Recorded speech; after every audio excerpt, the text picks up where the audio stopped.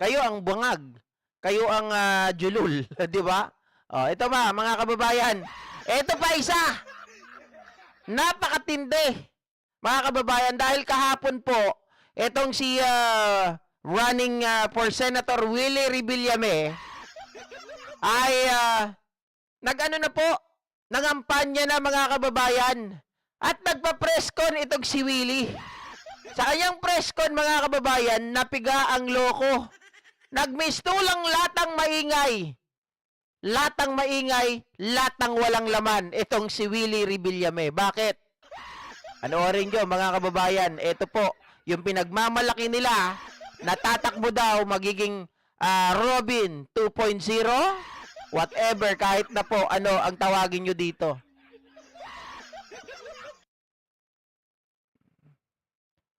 Anong ensaymada bagger? Meron bang ensaymada bagger? Bilang isang senador at kilala kayo sa pangalang Kuya Will, bigyan niyo po ako ng isang batas man lang na kapag ka nagsabing itong batas na ito, si Kuya Will yan. Aha. Okay, magandang tanong yan. Ha? Una, maiangat talaga ang buhay ng mga Pilipino. Okay. Na matulungan talaga. Ayan po. Willie, ulitin ko yung tanong sa'yo ha. Ulitin ko ha, yung sabi ng interviewer mo. Dapat kasi sinagot. Alam mo, Willie, alam ko naman ito mga to, meron naman yan na tinatawag na advanced question eh. Bakit hindi mo masagot? Bilang isang senador at kilala kayo sa pangalang Kuya Will, bigyan niyo po ako ng isang batas man lang na kapag ka nagsabing itong batas na ito, si Kuya Will yan. Okay, magandang tanong yan. Ha? Una, mga kababayan, may natandaan ba kayo? Maripeng Johnny the Bagger. Iba naman yung sabi niya dito eh. B-U-G-G-E-R eh. Diba? Pero yung style ni Kuya Will, natandaan nyo si Robin Padilla, when he was asked, mga kababayan, etong si Coco Pimentel. Diba? Sabi niya ganon. Lagi niyang sinasabi para, kunwari, matabunan yung kanyang kamangmangan, yung kanyang kabubuhan. Bakit, GP? Di ba ang style ni Robin Padilla, bago ko ituloy, kwentuhan ko lang kayo ng konti. Si Robin Padilla kapag nakikipagdebate, ang gagawin sa kanya, yung kausap niya, pupurihin niya. Tapos sasabihin niya, that's a very good question. Tapos pupurihin niya yung kanyang kausap. Ito po, yung kausap natin dito ay isang bar top tier, bar top notcher, top notcher. Diba? At isang mathematician pa. Sabi niya ganon. Tapos maya-maya mga kababayan, no, nag-ano na, Constitution section, ano to? Constitution section 2. Gano'n ba siya? At kung ano-ano pa. Tapos yung I move. Basta, kahit kay Pia Cayetano, style niya, pupurihin niya, sasabihin niya po, ito ang pinakamaganda, pinakamagaling, at talagang katiwa-tiwala, bla bla bla bla bla, ganon. Para mapagtakpan yung kanyang kabubuhan. Para kunwari, magaling si Robin, mga kababayan. Parang si Willie din. Ang style niya, magandang tanong yan. Di ba? Magandang tanong yan. Pero, yung tanong, hindi niya po naiintindihan. Maiangat talaga ang buhay ng mga Pilipino. Na matulungan talaga. Ako, para sa akin, ang batas dapat batas para sa mahirap. Marami na tayong batas na ginawa. Tama. Ang ganda ng tanong mo, ha? Nakakapag-isip yung tanong na yan. Ikaw, ano sa tingin mo ang batas na gagawin?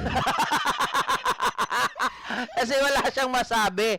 Mga kababayan, mga ka-GPnatics, parang si Sara Duterte lang ito nakita ko na to Diba? Tinanong take 2. Babalik ko sa'yo. Ikaw, baka may suggestion ka.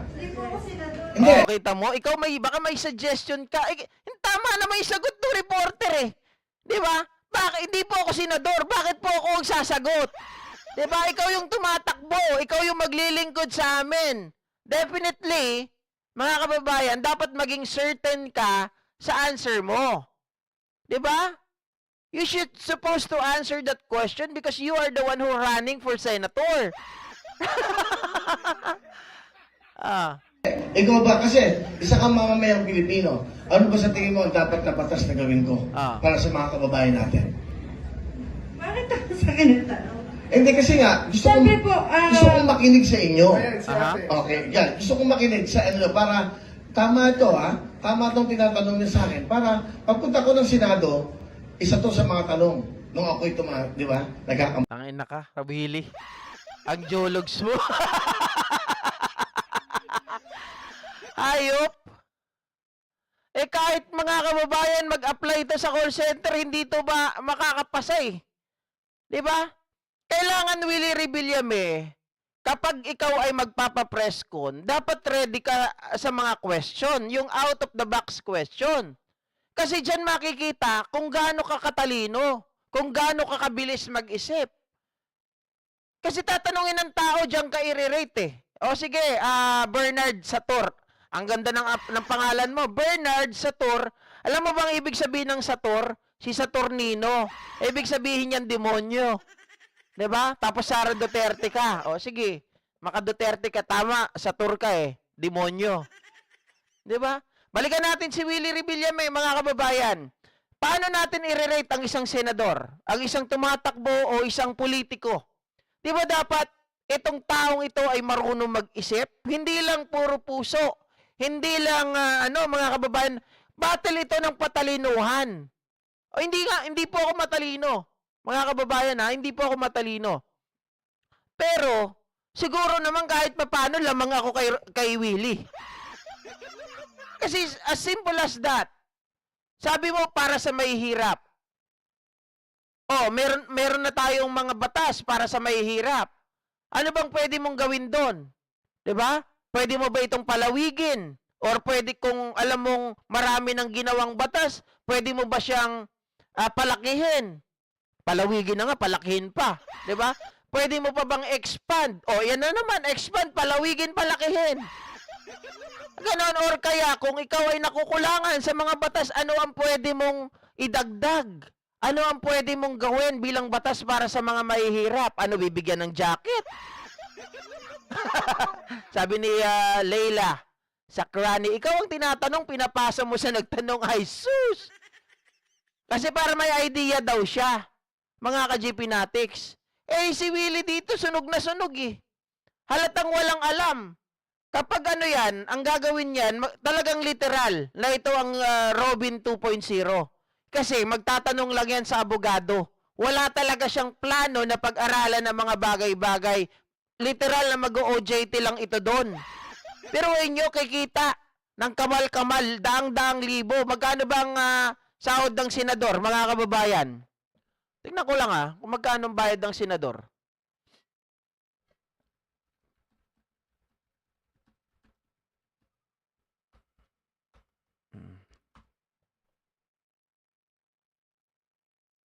Titingnan ko lang dito. Oh, ang bayad ng ang salary range ng Vice President 325 to 374. Tapos mga kababayan, sa senador naman ay 325. Tama ba? For senators and representatives, the salary is 273,000 to 312,000. Mga ka-GP Natics. 312,902 ang kanilang buwanang sahod. Kapag ito, nag-number 1 pa, anak ng tinapa, 6 na taon natin pagsisilbihan, 6 na taon natin titiisin. Biruin mo, sa 6 na taon, compute ko lang, hayop na, na Willie to. Hello? Ang sasahurin ni Willie, halimbawa nag-6 na taon ito, papalo po ng 22,528,944. Yan ang sasahurin niya. 6 na taon natin siyang pagtitiisan. Kung halimbawa naman, etong si hindi nag-number 1 sa 3 taon na lang, 11 million pa rin. Ang laki. Papasahurin natin, tapos ang gagawin ni Willie Rebillame doon, magpapalaki ng bayad. Mamimigay ng jacket. Mag-OJT. Di ba? Oh. Sir Leonardo Blue. Tama ka, Charlie Whiskey. Laki ng sahod. Ayaw magtrabaho. Kita mo nga yung mga nakaupo ngayon. Gusto 4 na buwan na break. Tama, libel ko na Bicted. Lawmaking. 'Di ba? Legislative function ang trabaho ng mga senador. Tapos yung papasok, mga kababayan, mag-OJT lang.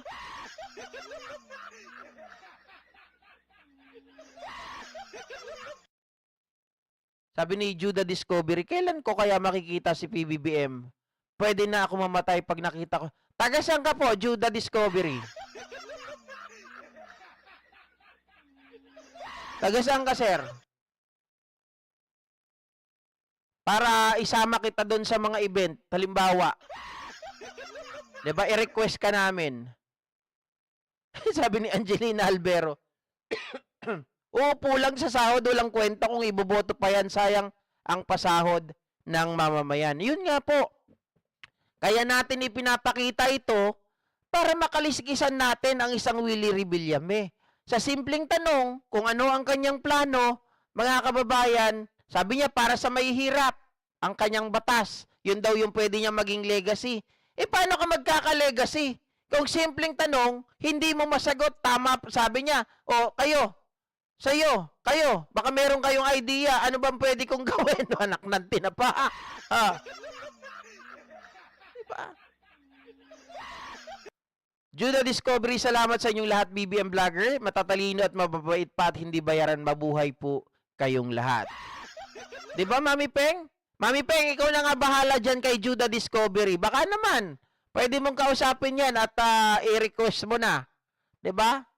Yan daw ang gusto niya makita, si PBBM. Ganyan ang loyalista, mga kababayan. Oh. Ay, naniniwala ako dyan, sir. Kapag wala po ang BBM vlogger, hindi naman hindi siya pagbubuhat ng bangko. I do believe, mga kababayan, na kung wala po ang SOCMED, kung wala po nagtatanggol sa Pangulo, baka ang admin ni PBBM matagal na rin pong bumagsak. Tama po yan. Sa dami po ng troll, sa dami po ng mapanira, sa dami po ng mga naghahangad at gustong maupo. Diba? Sabi ni Ma'am Berlin Valencia, ano ba gagawin niya sa Senado? Uupo lang sila? Mamimigay po ng jacket. Diba? Sabi ko nga sa kanya, kung gusto niyang tumulong, itong si Willie Revillame, he don't need to to run as a public servant. 'Di ba? Mga kababayan, kung gusto niyang tumulong, kunin niya sa sarili niyang bulsa. Mayaman naman 'yan eh. 'Yun ang tunay na pagtulong. 'Di ba? Bigyan niya ng trabaho yung mga kababayan natin. Oh, sa paraan na 'yon, mga kababayan, hindi ka lang basta namimigay ng isda. Bagkus tinuturuan mo silang mangisda. Pero kapag ito, umupo, sigurado, sabi niya, hindi raw siya marunong magnakaw, matututo ka. Dahil wala ka namang gagawin dun. Alam mo, simple lang yan. Mga kababayan, ano ang definition ko sa pagnanakaw? Sabi ko, kahit piso lang. Ito pa, dadagdagan ko. Kapag ikaw ay isang tao po, mga kababayan, halimbawa nahalal ka sa pwesto, at wala ka namang ginagawa, yan ay pagnanakaw para sa akin. Pagnanakaw. Bakit? Hindi mo ginagampanan ang trabaho mo. Hindi mo na binabayaran ang ibinabayad sa iyo or hindi mo ibinabalik ang tiwala ng taong bayan para gampanan mo ang trabaho mo. Yan ay isang pagnanakaw. Kasi umuupo ka lang dyan, bubutas ka lang ng bangko, magpapalaki ka lang ng bayag. Yan ay isang maliwanag na pagnanakaw. Bakit? Kasi mga kababayan, yung sahod mo, hindi mo pinaghihirapan. Diba? Kapag tingnan nyo po, sa isang kumpanya, diba ang isang kumpanya, kapag ang trabahador mo, ay hindi nagtatrabaho, o sabihin na lang natin construction, mga kababayan, nagdudugaan, sila po ay,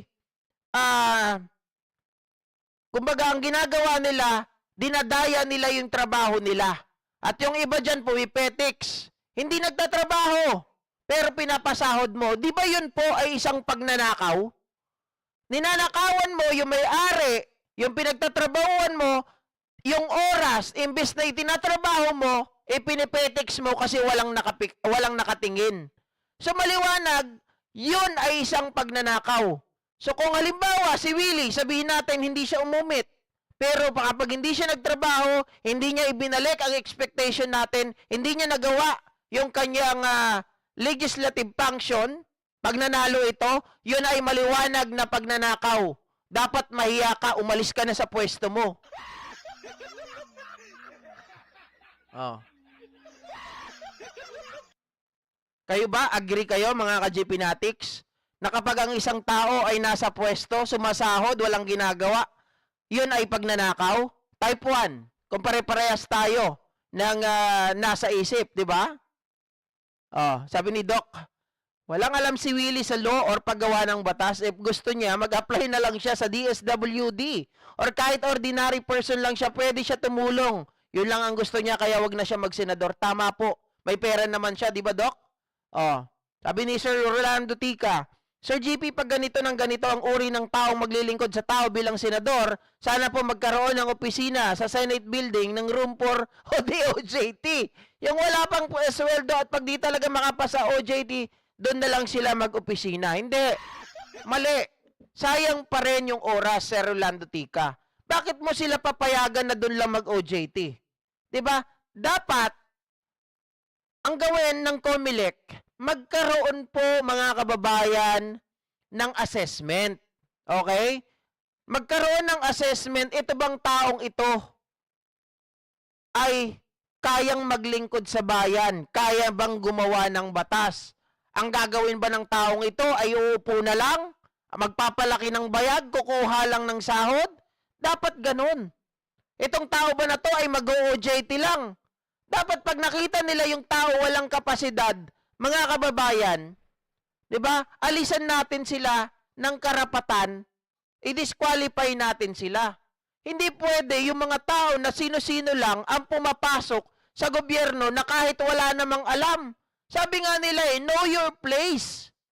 'Di ba? Pag hindi ka naman na karapat-dapat diyan, wag kang tumakbo. Kung wala kang gagawin, sabi nga ni Dolphy, anong gagawin mo diyan? Mag-acting-acting, mag-artista-artista? Oh. Hindi po nararapat eh. Kaya dapat, Sir Rolando Tica, agree ako sa iyo, pero disagree din ako sa iyo. Huwag na natin kailangan paabutin pa na tumakbo tong mga to at pag-aralin natin sila magkaroon ng Senate building daw for OJT. Tapos magsasama-samahin sila doon. Sayang po ang oras, sayang ang panahon, at syempre mga kababayan, sayang din ang pera. Biruin mo. Oh, mag-OJT sila. Sabihin mo hindi sila sa sahod. Mga kababayan, kung hindi man sila sa sahod, sayang pa rin kuryente, time, 'di ba, panahon. Oh, sino ang gagawa ng kanilang trabaho halimbawa pinag-OJT mo sila? Wala. Kulang po ang ating mga mambabatas. So sayang. Imbes na tayo pasulong, paurong. Ganun ang mangyayari.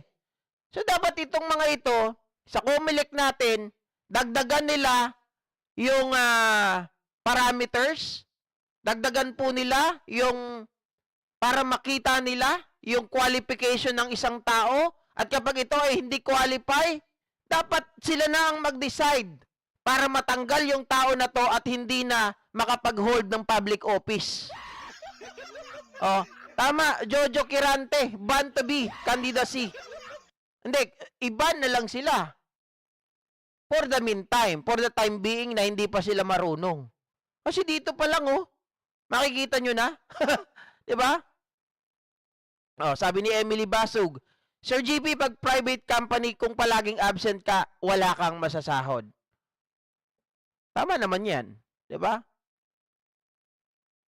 Sabi ni Argo, wisely, diba? Okay lang sa inyo kahit walang degree. Hindi ko sinabi yon, Argo. What I told earlier is that dapat may kapasidad ang isang tao na tumatakbo. Know your place. Diba? If you really wanted to help people, mga kababayan, hindi mo naman kailangan tumakbo eh. Kasi unang-una may pera naman yan. Ang laki ng pera niyan. May mga chopper nga yan. Meron nga yan mga jet ski, di ba? Oh. So may pera yan. Kung gusto niyan tumulong, di tumulong siya. Wag na siya. Wag na yung, parang ang lagay kasi baliktad eh. Tayo pa ang tutulong sa kanya eh. Para yumaman pa. Di ba? Oh, isa pa yon, Jackie Kapilan. Sana kapag nakakulong or may ongoing kaso, ay hindi rin pwede maging candidate. Ang dami kasi nga sa atin eh. Masyado tayong malambot. 'Di ba?